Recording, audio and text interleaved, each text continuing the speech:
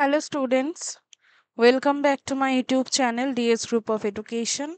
তোমাদের সবাইকে আমার ইউটিউব চ্যানেলে আর একবার স্বাগত জানাই। For the background score first of all আমি সরি বলছি, একটু ম্যানেজ করে নেবে আজকের সাউন্ড কোয়ালিটিটা। আজকে আমরা মূলত ফোর্থ সেমেস্টারের ফার্স্ট ক্লাস করব, যেখানে nutrition in pregnancy and lactation নিয়ে আমাদের আলোচনা শুরু হবে। প্রেগন্যান্সি বলতে কি বোঝায়? গর্ভাবস্থা। এবং এই যে গর্ভাবস্থা, এই গর্ভাবস্থা শুরু হয় গর্ভধারণ থেকে। গর্ভাবস্থা নিষেকের সাথে শুরু হয় এবং যখন একটি শুক্রাণু অর্থাৎ স্পার্ম এবং একটি ডিম্বাণুর সাথে একত্রিত হয় এবং তার সাথে সাথে কি তৈরি করে? একটা জাইগোট তৈরি করে।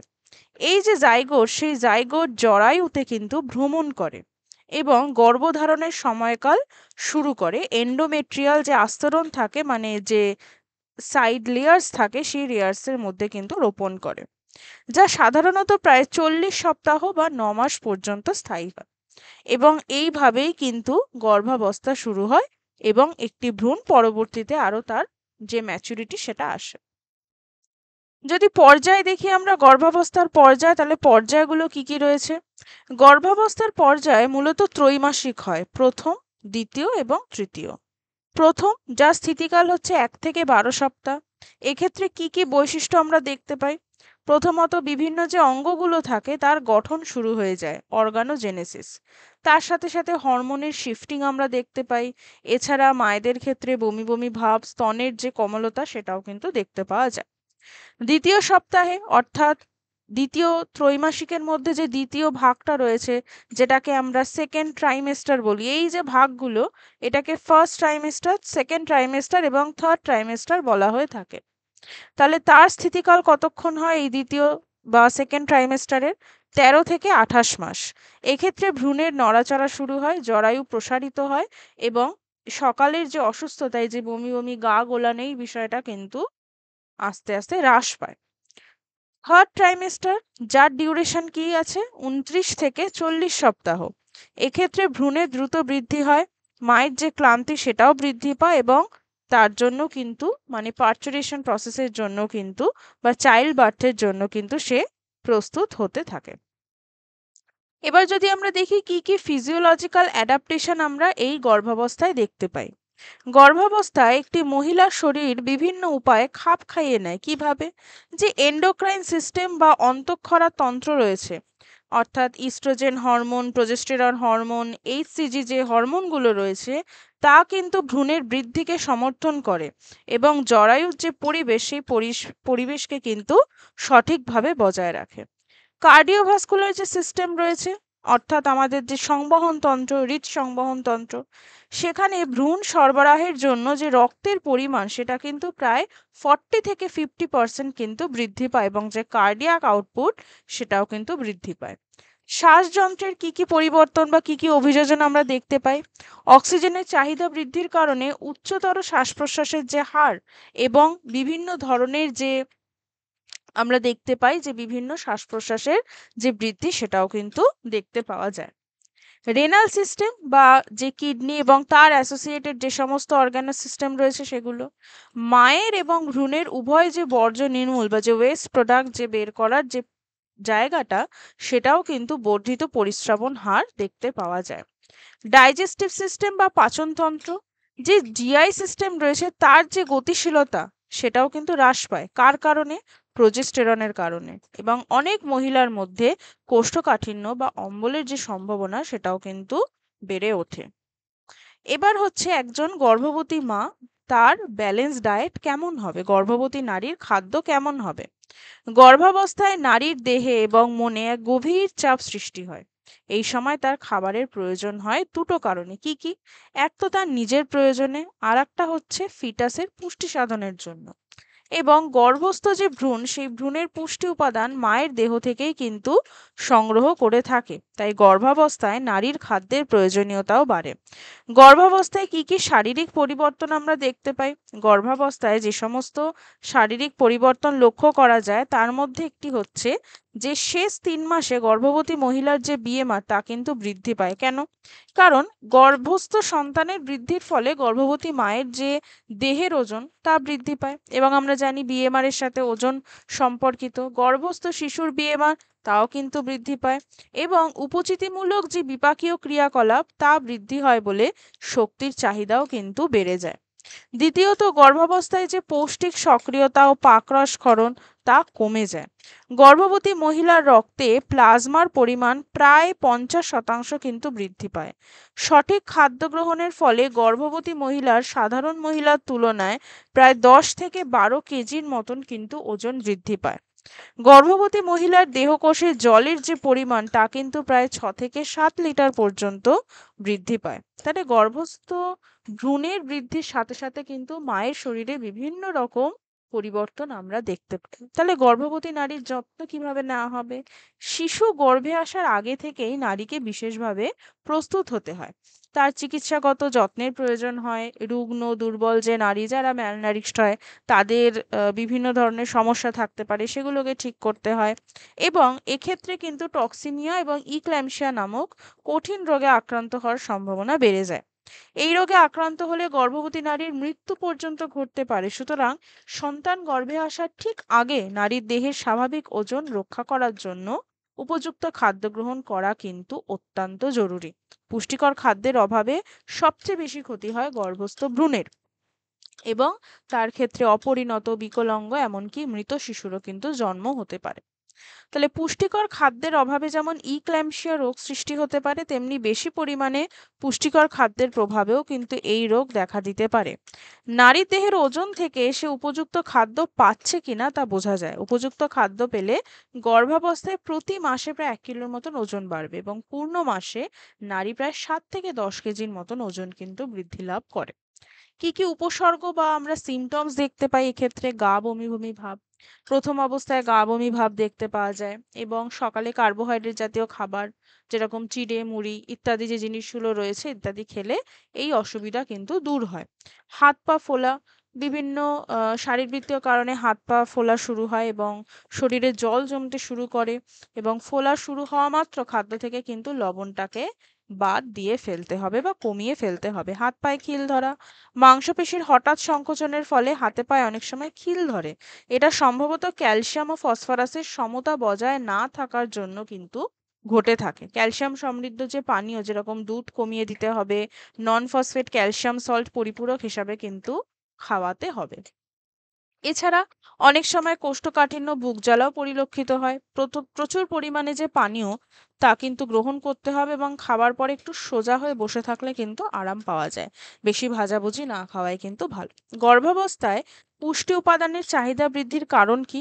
প্রথমত ভ্রূণের বৃদ্ধি এবং বিকাশের জন্য, দ্বিতীয়ত যে অ্যামনিওটিক ফ্লুইড রয়েছে তার গঠনের জন্য, তৃতীয়ত মায়ের স্তন এবং জরায়ুর যে টিস্যু রয়েছে তার বৃদ্ধির জন্য, প্লাজেন্টার আয়তন বৃদ্ধির জন্য, ভ্রূণের অস্থি এবং কঙ্কালতন্ত্র গঠনের জন্য, গর্ভকালীন মায়ের রক্তের পরিমাণ বৃদ্ধির জন্য। এই সমস্ত কারণে কিন্তু পুষ্টি উপাদানের প্রয়োজন হয়।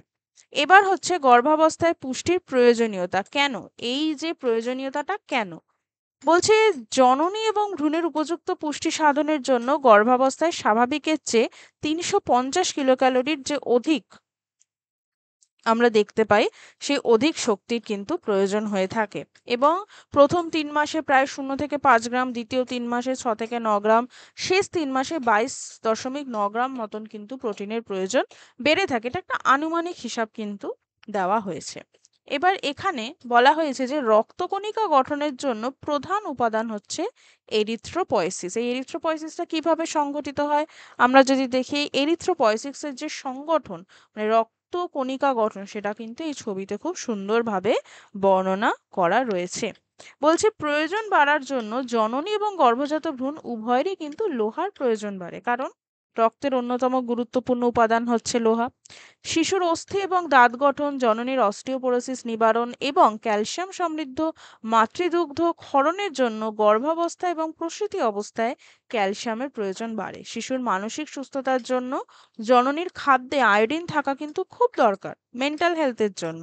শিশু যাতে বেঁচে থাকতে পারে গর্ভবতী রমণীর খাদ্যে তাই ভিটামিন এ থাকা প্রয়োজন। তাছাড়া গর্ভবতী রমণীর খাদ্যে vitamin B two, vitamin C ইত্যাদিও কিন্তু থাকা প্রয়োজন। এবার আইসিএমআর 2020 তালিকা যদি আমরা দেখি তাহলে সেটা পরবর্তীতে রয়েছে। আমরা দেখব যে ল্যাকটেশন এবং প্রেগনেন্সি পিরিয়ডে ঠিক কতটা পরিমাণে পুষ্টি উপাদানগুলো দরকার হয়। এবার হচ্ছে শক্তির প্রয়োজনীয়তা, কেন শক্তি প্রয়োজন হয়। গর্ভাবস্থায় যদি আমরা দেখে থাকি বিএমআর এর জন্য, প্লাজেন্টার বৃদ্ধির জন্য, মায়ের স্বাভাবিক দৈহিক বৃদ্ধির জন্য, ভ্রূণের বৃদ্ধি এবং শারীরবৃত্তীয় ক্রিয়াকর্মের জন্য। প্রোটিনের চাহিদা কেন বাড়ে? দ্রুত বৃদ্ধির জন্য, মাতৃরক্তের পরিমাণ, প্লাজমা প্রোটিনের পরিমাণ বৃদ্ধির জন্য, অ্যামিনো অ্যাসিড সরবরাহের জন্য। খনিজের কেন প্রয়োজনীয়তা হয়? প্রথমত ক্যালসিয়ামের আমরা দেখলাম একটা গুরুত্বপূর্ণ ভূমিকা রয়েছে। ক্যালসিয়াম, ফসফরাস এই সমস্ত কিন্তু ভ্রূণের যে অস্থি তার স্বাভাবিক বৃদ্ধিতে সাহায্য করে। লোহার প্রয়োজন এরিথ্রোপয়েসিসের ক্ষেত্রে আমরা দেখলাম যে লোহার প্রয়োজন। কেন তাও চাহিদা বেড়ে থাকে? রক্তে লোহা সঞ্চিত হওয়ার জন্য, শিশুর যকৃতে লোহা সঞ্চিত হয়, ভ্রূণ ও প্লাজেন্টার বৃদ্ধির জন্য, মাতৃদেহ এবং গর্ভস্থ যে ভ্রূণ রয়েছে তার হিমোগ্লোবিন তৈরির জন্য। ভিটামিনেরও চাহিদা বাড়ে। ভিটামিন এর মধ্যে বিটা ক্যারোটিন, এছাড়া আমরা যদি দেখি যে অতিরিক্ত পরিমাণও কিন্তু তার প্রয়োজন হয়ে থাকে। ভিটামিন বি, যেরকম থায়ামিন, ভিটামিন, তারপর হচ্ছে তোমার রাইবোফ্ল্যাভিন, নিকোটিনিক অ্যাসিড, তাই না? প্রত্যেকের কিন্তু আইসিএমআর এর সুপারিশ রয়েছে যে এতটা পরিমাণে তাদেরকে দিতে হবে। এখানে এই চারটা রয়েছে, ঠিক আছে? এই চারটা আমি ক্লাস 12 এর যে থার্ড সেমেস্টার সেখানেও কিন্তু আলোচনা করেছি, প্লে লিস্টে রয়েছে, তোমরা অবশ্যই দেখে নেবে। আর দিয়ে চারটা, এবং এই চারটাই কিন্তু আমাদেরকে মনে রাখতে হবে ল্যাকটেশন এবং প্রেগনেন্সির ক্ষেত্রে। গর্ভবতী মহিলার সমস্যা, টক্সিমিয়া আর ইক্যাম্পটিসিয়া আমরা দেখলাম, এটা উচ্চ রক্তচাপজনিত রোগ। সাধারণত আমরা 20 সপ্তাহের পর দেখতে পাওয়া যায়, এবং ইডিমা মানে ফোলাভাব, শরীরে ফোলাভাব, সেটাও দেখতে পাওয়া যায়। মুখমণ্ডল, পায়ের গোড়ালির অংশ কিন্তু ফুলে ওঠে। টক্সিমিয়ার প্রধান কারণ হচ্ছে অপুষ্টি, ম্যালনারিশমেন্ট। এর ফলে অনেক সময় গর্ভবতী মহিলা এবং শিশুর মৃত্যু পর্যন্ত হয়। তাই এই রোগ থেকে রক্ষা পাওয়ার জন্য উচ্চ জৈব মূল্য মানে হাই বায়োলজিক্যাল ভ্যালু, আমরা ক্লাস 11-এ পড়েছি প্রোটিনের হাই বায়োলজিক্যাল যে ভ্যালু, সেই ফুড আইটেমগুলো কিন্তু ডায়েটের মধ্যে রাখতে হবে। অতিরিক্ত লবণের পরিমাণ কমিয়ে স্বাভাবিক পরিমাণ খাদ্য লবণ কিন্তু সরবরাহ করা প্রয়োজন। কোষ্ঠকাঠিন্য, আমরা দেখি যে শেষের সময় কিন্তু যে থার্ড ট্রাইমেস্টারের সময়কালে এই কোষ্ঠকাঠিন্য দেখতে পাওয়া যায়, এবং ভ্রূণের বৃদ্ধির ফলে ক্ষুদ্রান্তের যে নিম্নাংশ সেখানে কিন্তু একটু চাপ ফলে ফলে যে মল নিষ্কাশন সেখানে অসুবিধা দেখা দিতে পারে। ডায়াবেটিস, কোন ডায়াবেটিস হয়ে থাকে? জেস্টেশনাল ডায়াবেটিস কিন্তু এক্ষেত্রে আমরা দেখতে পাই। রক্তাল্পতা, অ্যানিমিয়া, হ্যাঁ নিশ্চয়ই দেখতে পাওয়া যায়। লোহার অভাবে একটা রক্তাল্পতা হয়, আর একটা মেগালোব্লাস্টিক অ্যানিমিয়া মানে আয়রন ডেফিসিয়েন্সি, আর একটা হচ্ছে আমরা যদি দেখে থাকি ফোলিক অ্যাসিড এবং বি12 এর অভাবে। এবার হচ্ছে গর্ভবতী নারীর জন্য অল্প মূল্যের খাদ্য তালিকা। ভোরবেলা আমরা যদি দেখি তাহলে হালকা খাবার দেখবো, 1 গ্লাস কম ফ্যাটযুক্ত দুধ, তার সাথে 2টো বিস্কুট বা একটা কলা। প্রাতরাশে আমরা 2টো রুটি, একটা সিদ্ধ ডিম দিতে পারি, 1 বাটি মৌসুমী সবজি দিতে পারি। দুপুরের খাবারে 1 কাপ চাল মানে ভাত, 1 বাটি ডাল, 1 বাটি সবজি, 1 টুকরো মাছ বা ডিম দিতে পারি। সন্ধ্যেতে আমরা 1 কাপ চা, মুড়ি বা যে চিড়া যেটা হয় সেটা, একটা ফল, পেঁপে, আম বা কলা মৌসুমী হিসাবে দিতে পারি। রাতের খাবারে যদি আমরা দেখি তাহলে 2টো রুটি, 1 বাটি সবজি, 1 বাটি ডাল দিতে পারি, এবং ঠিক ঘুমোতে যাওয়ার আগে 1 গ্লাস গরম দুধ, কিন্তু যদি তার গ্যাসের কোনো প্রবলেম না থাকে সেক্ষেত্রে দিতে পারি। এছাড়া ব্যালেন্সডের জন্য আমরা অবশ্যই কার্বোহাইড্রেটের মধ্যে ভাত, রুটি, চিড়ে মুড়ি এগুলো সহজলভ্য এবং কম পয়সায় পাওয়া যায়। প্রোটিনের মধ্যে ডিম, ছোলা, সয়াবিন ইত্যাদি। ভিটামিন খনিজ পদার্থের জন্য পাতাযুক্ত সবুজ শাকসবজি, চর্বির জন্য তেল, সয়াবিন তেল এবং অল্প পরিমাণে। ক্যালসিয়াম আয়রনের জন্য দুধ, গুড়, খেজুর, সবুজ শাকসবজি অন্তত কিন্তু আমাদের দেওয়া যেতেই পারে। এবং এখানে আইসিএমআর আরডিএ যেটা দেওয়া রয়েছে সেই আরডিএ চার্টেই বলা হয়েছে যে food groups for a balance diet for a pregnant woman, ঠিক কতটা, তার ওয়েট যদি 55 কেজি হয় তাহলে সেক্ষেত্রে তাকে এই রকম কিন্তু আমরা ব্যালেন্স ডায়েট দিয়ে থাকবো। এবার হচ্ছে প্রসূতি জননীর সুষম খাদ্য, ল্যাকটেটিং মায়েরা। বলছে জন্মের পরেও মা এবং শিশুর পুষ্টির সম্পর্ক থাকে নিবিড়। যে নবজাত শিশু তা কিছুদিন পর্যন্ত একান্তভাবে মাতৃস্তনের ওপর ডিপেন্ডেন্ট, অন্তত 0 to 6 মান্থ। এই নির্ভরতা কিন্তু একতরফা নয়। মাতৃস্তন্যে শিশুর যেমন জন্মগত অধিকার আছে, তেমনি শিশুকে স্তন্যপান করাবার জন্যও কিন্তু জননীও সমভাবে উপকৃত হবেন। স্তনগ্রন্থির স্ফীতি প্রদাহ ঘটে না এবং ক্যান্সারের প্রবণতাও কিন্তু অনেকাংশে হ্রাস পায়। নবজাত শিশুর পক্ষে মাতৃস্তনের কোনো বিকল্প নেই, because it's contain high amount of immunity factors. যেসব শিশু মাতৃস্তনে পুষ্ট হয় এবং তাদের প্রাণঘাতী অসুখের আশঙ্কাও কিন্তু কম থাকে। শিশুর মৃত্যু হারও থাকে অনেকটাই কম। মাতৃস্তন্য থেকে কতটা দুধ খরিত হবে তা নির্ভর করে মায়ের খাদ্য গ্রহণের উপর। অবশ্যই কিছু এক্সটার্নাল প্যারামিটার্স রয়েছে, সে কোন পরিবেশে রয়েছে, কি অবস্থায় রয়েছে ইত্যাদি জিনিসগুলো। জননীর খাদ্যের পুষ্টি উপাদান ও তার মানসিক অবস্থার উপরও কিন্তু এটা নির্ভর করে থাকে। মায়ের খাদ্যে যদি পুষ্টির উপাদানগুলি যথোপযুক্ত পরিমাণে না থাকে, তবে মায়ের অস্থি এবং দেহকোষে সঞ্চিত খাদ্য থেকে কিন্তু মাতৃদুগ্ধ তৈরি হয়। এবং উন্নয়নশীল দেশগুলিতে জননীদের স্তনদুগ্ধ গুণের দিক থেকে উন্নত দেশের জননীদের কিন্তু সমতুল। দুগ্ধক্ষরণের একটা যদি পরিমাণ আমরা দেখি, দৈনিক 600 মিলিলিটার। প্রসূতি জননীর প্রয়োজনীয় খাদ্য একটা সাপ্তাহিক দেওয়া রয়েছে। আমরা যদি দেখে থাকি যে আজকে শনিবারের ক্ষেত্রে কথার কথা চিড়ে দই কলা দিতে পারি, দুপুরে ভাত ডাল মিষ্টি কুমড়ো মাছ দিতে পারি, এবং রুটি শালগম ডাল ইত্যাদি দিতে পারি, খেজুর বা চা। মানে এটা হচ্ছে, এটা ডিপেন্ড করছে, ব্যালেন্সডও হবে, কম খরচও হবে এবং নিউট্রিশাসও হবে। এটাই কিন্তু মূল লক্ষ্য নিয়ে আমাদেরকে মাদেরকে এই খাবারটা দিতে হবে। তাহলে আজকে 4th সেমিস্টারের ফার্স্ট ক্লাসে আমরা কি দেখলাম? Nutrition in pregnancy and lactation, তার সাথে সাথে তাদের ফিজিওলজি। আশা করি ক্লাসটা ভালো লেগেছে। ক্লাস সম্পর্কিত যদি কোনো ডাউট থাকে তোমরা কমেন্টে জিজ্ঞেস করতে পারো, এবং এই নোটসটি যদি তোমরা অ্যাভেল করতে চাও তাহলে অবশ্যই ডেসক্রিপশনে দেওয়া হোয়াটসঅ্যাপ নাম্বারে কিন্তু আমাকে হোয়াটসঅ্যাপ করতে পারো। এবং তার সাথে সাথে আমরা ক্লাস 12-এর থার্ড সেমিস্টারের কোশ্চেন আনসারও কিন্তু করছি। যারা এখনো পর্যন্ত দেখোনি তারা কিন্তু প্লে লিস্টে গিয়ে দেখে নিতে পারো, এবং অবশ্যই সমস্ত থার্ড সেমিস্টারের ভিডিওগুলো বারবার দেখবে যাতে রিভিশনে কোনো রকম খামতি না থাকে। সো আজকে এই পর্যন্তই থাকবে। নেক্সট ভিডিওর জন্য অবশ্যই চ্যানেলের সাথে থাকবে। চ্যানেলকে যদি সাবস্ক্রাইব না করে থাকো অবশ্যই সাবস্ক্রাইব করবে। Thank you for watching.